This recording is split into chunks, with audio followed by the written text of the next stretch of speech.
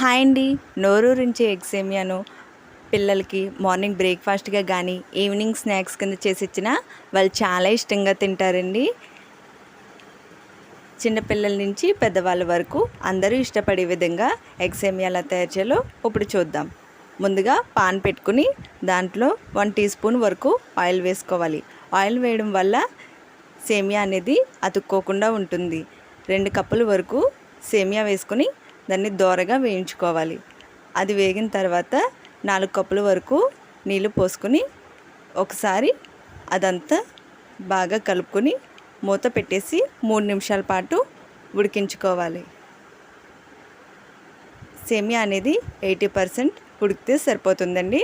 చూసారా, ఇలా పలుగ్గా ఉండాలి. ఇప్పుడు స్ట్రైనర్లోకి వేసుకోవాలి. వేడిగా ఉండడం వల్ల సేమియా అనేది ఉడికిపోతుంది కాబట్టి పైనుంచి చల్లనీళ్ళు వేసుకుని చల్లార్చుకోవాలి. పాన్ పెట్టుకుని దాంట్లో ఆయిల్ వేసుకుని అది హీట్ అయిన తర్వాత 3 గుడ్లు వరకు ఇక్కడ వేసుకున్నామండి. మీరు కావాలితే ఇంకా వేసుకోవచ్చు. దాన్ని ఫ్రై చేసుకోవాలి. దాంట్లోనే కొద్దిగా 1/2 స్పూన్ వరకు కారం వేసుకోవాలి. కొద్దిగా పసుపు, అలాగే 1/2 స్పూన్ సాల్ట్ వేసుకుని వేయించుకోవాలి. అది ఫ్రై అయిన తర్వాత ఒక ప్లేట్లోకి తీసుకుని పక్కన పెట్టేసుకోవాలి. దాంట్లోనే ఆయిల్ వేసుకుని అల్లం వెల్లుల్లి పేస్ట్ వేసుకుని పచ్చివాసన పోయేంత వరకు బాగా వేయించుకోవాలి. అది వేగిన తర్వాత సన్నగా తరుక్కున్న ఉల్లిపాయ ముక్కలు, పచ్చిమిర్చి ముక్కలు వేసుకోవాలి. ఇక్కడ క్యారెట్ వేసుకుంటున్నామండి. మీరు కావాలితే క్యాప్సికమ్ కానీ క్యాబేజీ కానీ వేసుకోవచ్చు. కొద్దిగా కరివేపాకు వేసుకుని బాగా వేయించుకోవాలి.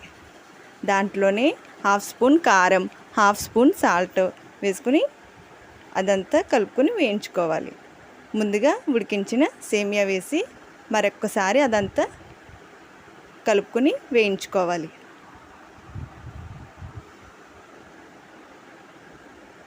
అదంతా బాగా కలుపుకున్న తర్వాత ముందుగా ఫ్రై చేసిన ఎగ్ని కూడా దాంట్లో వేసుకుని అదంతా కలుపుకొని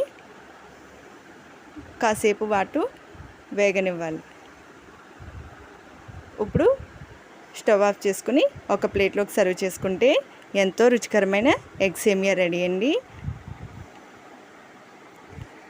ఈ రుచికరమైన ఎగ్ సేమియాను మీరు కూడా తప్పకుండా ట్రై చేయండి. టేస్ట్ చాలా బాగుంటుంది. ఈ వీడియో నచ్చినట్టయితే మన ఛానల్ని సబ్స్క్రైబ్ చేసుకోండి.